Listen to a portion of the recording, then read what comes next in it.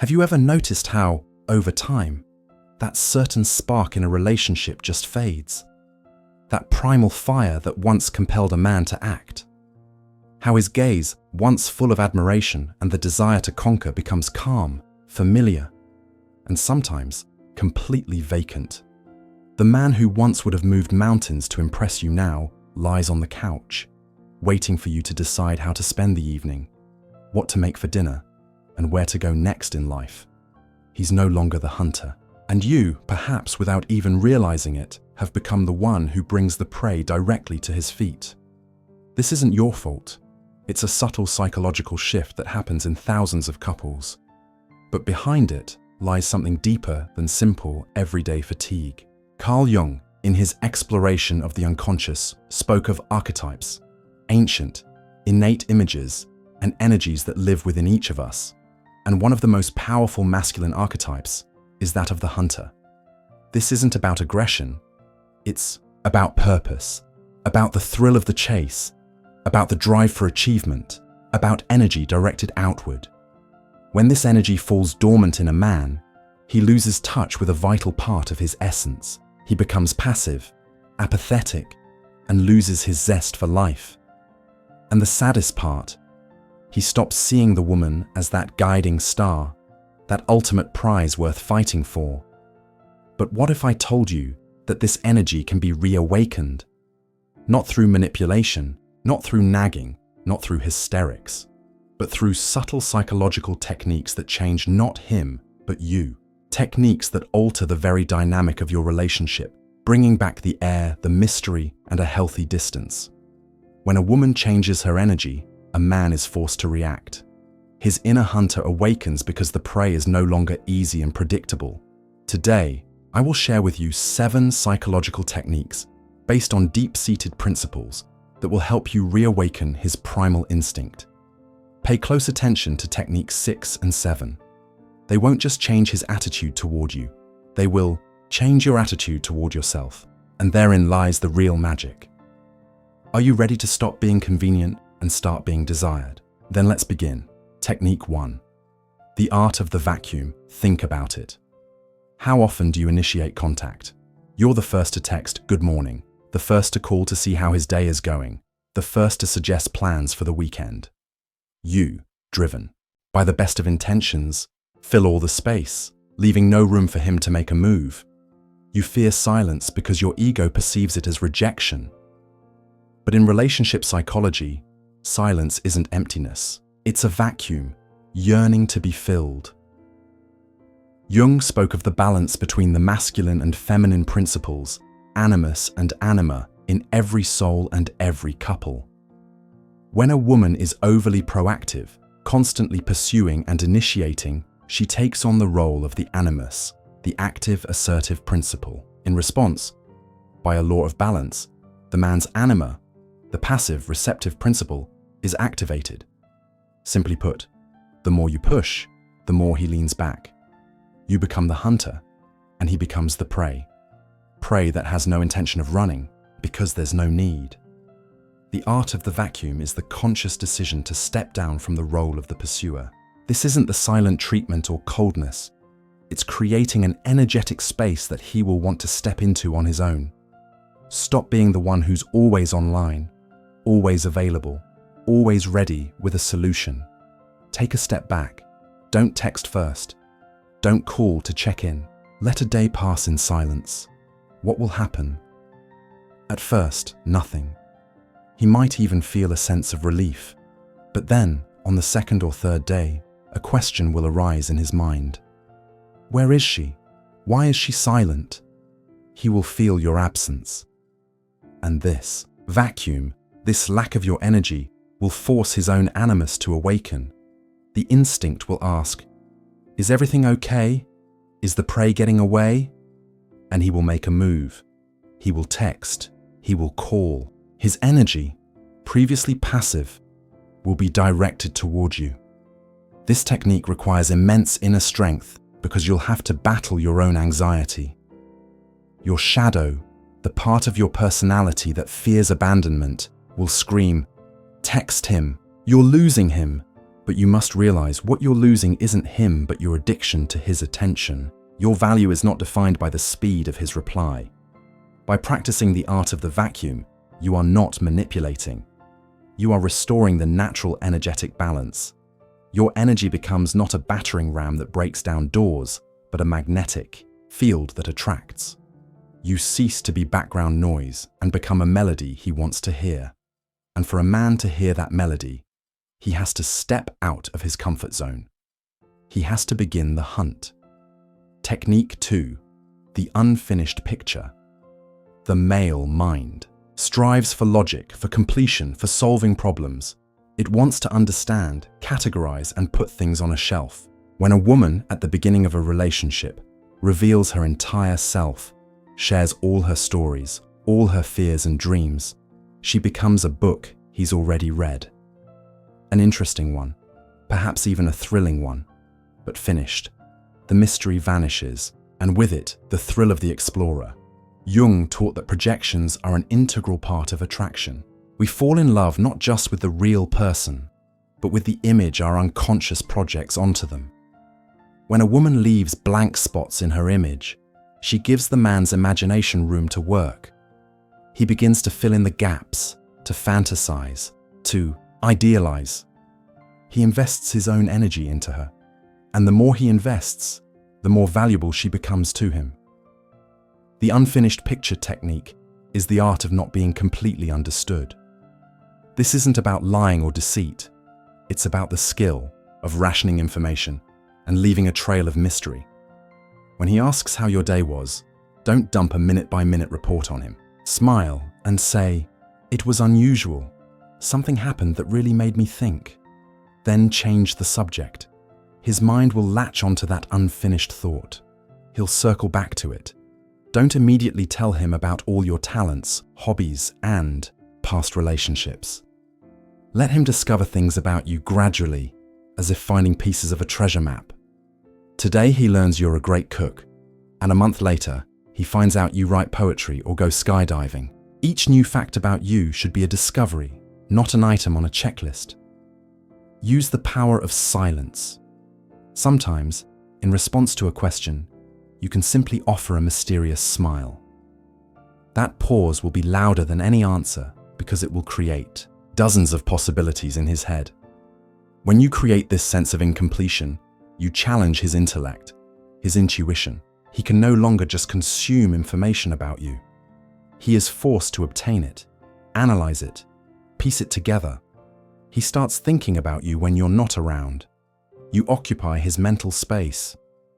From a Jungian perspective, you don't allow him to form a static, fixed persona, social mask of you. You remain vibrant, fluid, changing. You show him one facet of yourself, then another. You are unpredictable, and therefore a threat to his peace of mind. And a threat is what awakens the hunter's instinct. He can't figure you out and relax. He has to stay on his toes, observe, and study. You become not a book read in one night, but an entire library that will take a lifetime to explore. And this process of discovery, this hunt for new knowledge about you, becomes one of the greatest treasures of the relationship for him. Technique 3. The mirror of his strength. Deep down, every man carries the hero archetype. He wants to be strong, significant, capable of overcoming challenges, and winning. But the modern world often denies him this opportunity. And in a relationship, a woman, with the best intentions, often finishes off this archetype by turning into a caring mother figure who will solve everything, fix everything, and soften every blow. The mirror of his strength technique is the subtle art of reflecting not his weaknesses, but his potential. This isn't blind flattery. It's a belief in his masculine essence, conveyed not through words, but through your entire being. When he faces a problem, don't rush in to save him with ready-made advice. Instead of, "You need to do this and that," say with complete trust, in your voice, "This is a tough one, but I'm confident you'll find the right solution." Your intuition has never let you down. You aren't solving it for him. You are activating his own resources. Notice and articulate manifestations of his specifically masculine strength, not just a generic "you're great." Instead of a routine, compliments say, "I feel so calm when you're driving. I can feel your confidence and control over the situation." Or, "The way you handled that argument yesterday was impressive. You didn't give in to emotion, you found the core of the issue." You are highlighting not just his actions, but his qualities: confidence, resilience, intelligence, responsibility. Create situations where he can prove himself as a protector and provider. Ask him to open a tight jar, carry heavy bags, or help with something that requires physical strength or technical skill. But do it not from a place of helplessness, but from a place of, "I could do it myself, but I would love it if you did it for me." This allows him to feel needed and strong without diminishing your own dignity. Jung would say that in this way, you become a positive mirror for his animus. You don't criticize him for being passive. You show him an image of the strong man he can be and wants to be. You become his muse. The muse doesn't drag the artist to the easel. She creates an atmosphere in which he himself wants to create. This technique awakens in him a desire to live up to the high image you see in him. He begins to hunt for achievements to prove to you, and really to himself, that he is the hero from your gaze. He will strive to win, not because you're forcing him, but because victory, in his eyes, becomes a way to earn your admiration. And a woman's admiration is one of the most powerful motivators for the male ego. You cease to be an overseer and become the very queen for whom the knight embarks on a quest to slay the dragon. Technique 4. Your own orbit. The biggest mistake a woman can make is to make a man the center of her universe. When all her interests, plans, moods, and joys begin to revolve around him, her own planet dims. She becomes a satellite, and satellites don't inspire a chase. They are predictable and always there. Your own orbit is not a technique. It's a way of life. It's when you have your own world, vibrant, rich, and interesting, into which you invite a man rather than trying to squeeze yourself into his. You must have your own hobbies and passions that are unrelated to him. Dancing, yoga, learning a language, volunteering, your own small business project, a book club, anything that lights a fire in your eyes. When he sees you passionate about something, when he sees you on fire, he sees not a girlfriend-wife function, but a complete living person. You must have your own time and your own space. An evening you spend alone with a book, or a day dedicated to meeting up with friends, is not a break from him. It is your territory, and it should be inviolable. When he knows he can't have you every second of the day, the value of the time you do spend together increases exponentially. Learn to be happy without him. Your good mood shouldn't depend on whether he called or not. The source of your joy is within you, not in his attention. From a Jungian perspective, this is the path of individuation, the process of becoming yourself, of achieving wholeness, the self. When a woman walks this path, she stops being a half, looking for another half to be complete. She becomes whole on her own, and this fundamentally changes the dynamic. A male hunter instinctively seeks not the one who needs to be rescued from boredom, but the one whose world is so interesting that he wants to become a part of it. He sees that you are self-sufficient. This lifts the immense burden of being responsible for your happiness, and paradoxically, makes him want to invest in it even more. He understands that your attention is a resource he has to compete for, against your hobbies, your friends, your work. And he begins to hunt for your time, for your attention, for a place in your life. You are no longer the moon revolving around his planet. You are a bright star with your own planetary system, and he is an explorer who dreams of landing on one of them. He sees that your life is full without him, which means your choice to be with him is not a desperate act of last resort, but a conscious gift. And such a gift must be earned. Technique 5. The refusal to rescue. Within every woman lives the great mother archetype. In its positive aspect, it provides care, warmth, and acceptance. But in its negative, shadow aspect, it turns the woman into a rescuer and controller, and the man into a helpless, infantile son. The rescuer woman solves his problems, pays his debts, makes calls on his behalf, and reminds him of important dates. She smothers him with her overprotection, robbing him of his primary masculine fuel, responsibility. The refusal to rescue is a courageous step that requires a woman to trust the man and to trust life itself. It is allowing him to face the consequences of his own actions. If he forgot to pay a bill, don't do it for him. Let him face the late fee or the service disconnection. It's the only way he'll learn to remember. If he's having a conflict at work, don't write his resume for him or search for new job openings. Listen, offer moral support. I believe in you. But let him handle the situation himself. It's his battle, his trophy. If he's constantly late, stop waking him up, rushing him, and managing his time. Let him oversleep for an important meeting once. The responsibility for his time is his responsibility. Every time you rescue him, you send him an unconscious message. You can't handle this yourself. You're weak. You need me. This emasculates his masculine energy. The hunter's instinct atrophies.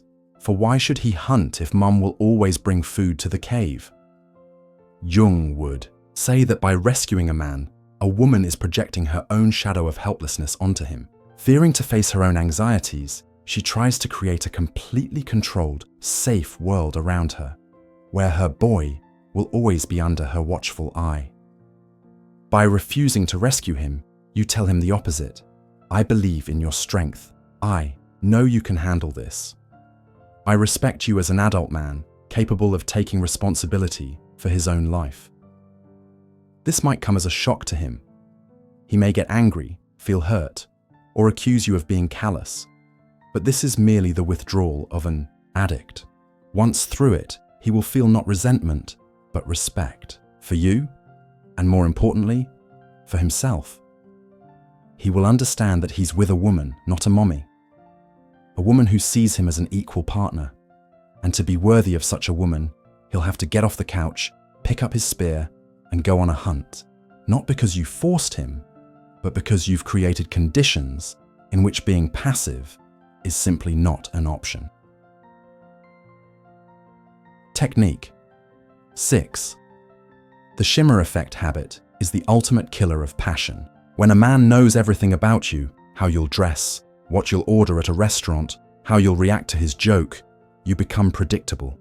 You become part of the furniture. The hunter has nothing to chase if the prey is always sitting in the same spot at the same time. The shimmer effect is the art of being varied, fluid, unpredictable. It is the conscious destruction of routine and patterns. It's the ability to be warm and tender today, and distant and thoughtful tomorrow. Not because you are playing a game, but because you allow yourself to experience the full spectrum of your own states of being. Break the rituals. If you always have dinner at home, suddenly suggest driving to another town to dine in a place you've never been. If you always spend weekends together, tell him you have your own mysterious plans.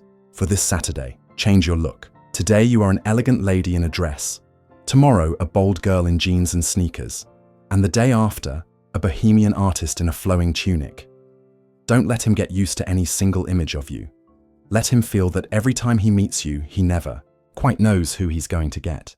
Be unpredictable in your reactions. If you always laugh at his jokes one day, just smile silently. If you always agree, one day, state firmly, I see it differently. This isn't a fight. It's a pattern interrupt that forces his brain to wake up. From a Jungian perspective, you are integrating different aspects of your personality, different archetypes. You don't get stuck in one role, like the good girl or the caring wife. You show him your inner warrior, your muse, and your witch. This shimmer prevents him from relaxing and putting a label on you. He can no longer operate on autopilot. He has to be constantly engaged, observing, reading your mood, adapting. He doesn't know what to expect from you, And this creates a healthy tension, a thrill. What will she do today? How will she surprise me? Imagine a fire in a fireplace. If it burns evenly and monotonously, it's pleasant to look at, but it's lulling. But if the flames leap up, then die down, if sparks fly in different directions, that kind of fire is mesmerizing. It's alive. The shimmer effect transforms you from a steady, predictable flame into a living, dancing fire. And one can watch a fire like that forever, afraid to look away for fear of missing something. The hunter will always return to such a fire technique. 7. The sanctity of the inner temple. This is the most important and difficult technique because it's not about what you do, but about who you are. All the previous techniques are merely steps leading to this state of being. Your soul, yourself, your integrity. This is your inner temple, and it must be sacrosanct. This means there is a line you will not let anyone cross, not even the man you love most. That line is your self-respect. The sanctity of the temple is when you do not allow yourself to be spoken to disrespectfully. Not with a scream, but with a calm and icy, "You don't speak to me that way."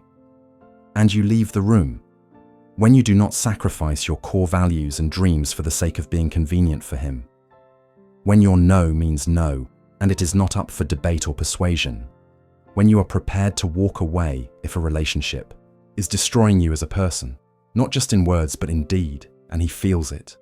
A male hunter, on the deepest, most instinctive level, senses whether a woman values herself. If her boundaries are blurry, if she is willing to forgive humiliation, tolerate neglect, and abandon herself, she holds no value for him. He may use her, but he will not respect her. And without respect, the conqueror's instinct does not awaken. Why conquer something that is already lying at your feet? Jung would say that this is the achieved self. When a woman is connected to her inner center, to her own divinity, her value becomes absolute, independent of external validation. She no longer seeks confirmation of her worth in a man's gaze. She herself is the source of her own worth. It is this state that transforms a woman from mere prey into the Holy Grail. She cannot be conquered by force or deceit. Access to her inner temple can only be earned through loyalty, through respect, through action. And the man understands that the hunt for such a creature is not just a sport, it is the primary quest of his life. Victory in this hunt is not just about possessing a woman, it's about his own transformation. Next to such a temple of a woman, he himself ceases to be a mere male and becomes a knight, a guardian. This is the final destination to which all the techniques lead. You stop being the object of the hunt and become the very reason a man wants to be better, stronger, and more worthy. His instinct awakens not to catch and consume, but to serve and protect. And that is the noblest and most powerful form of masculine energy a woman can possibly awaken. Your task is not to set traps for the hunter. Your task is to become the treasure, the map to which he will spend a lifetime searching for. And this hunt will never end because the ultimate prize, your soul, is infinite.